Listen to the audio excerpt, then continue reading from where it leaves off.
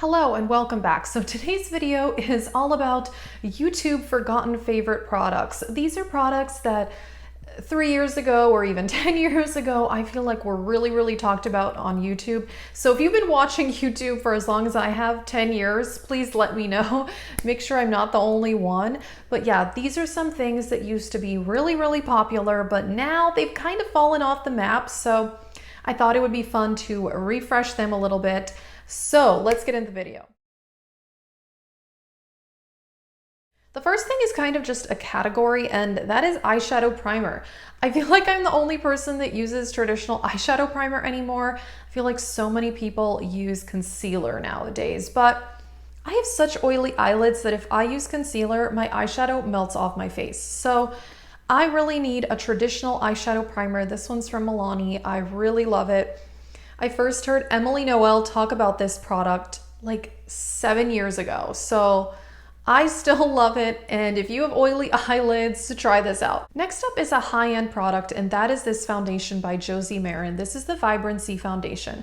I don't know if you guys remember, but there was a time, I think it was about 3 or 4 years ago, where all the big YouTubers were talking about this foundation and how amazing it was and how so satin and full coverage and smoothing and all that jazz. And then nobody's talked about it since. I love it. I think this is my favorite high-end foundation. This is Cosmic G15, which matches me really well. Their shade range is not the best though, I will say that.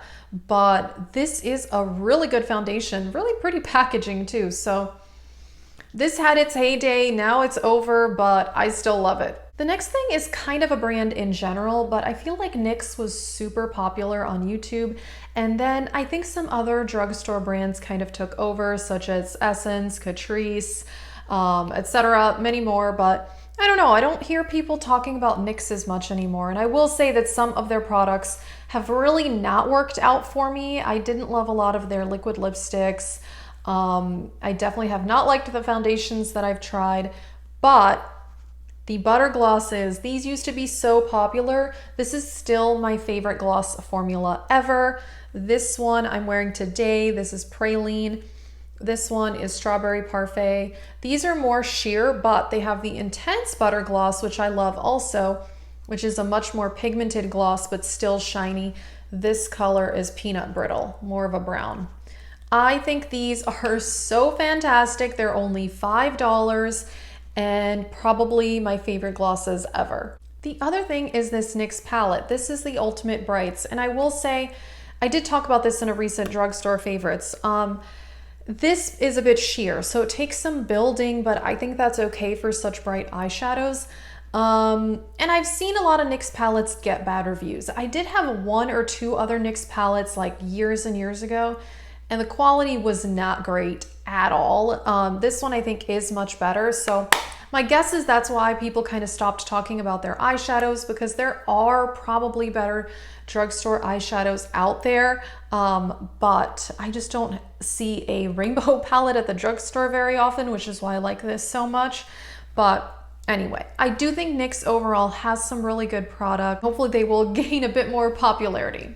The next thing is a blush that people talked about left and right, night and day, and that is Tarte Exposed. Mine is depotted, I snapped it out. Those pans by Tarte are magnetic, by the way.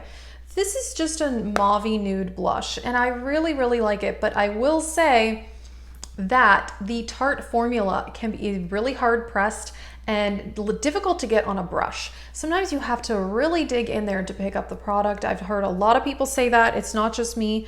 But I do really like this blush.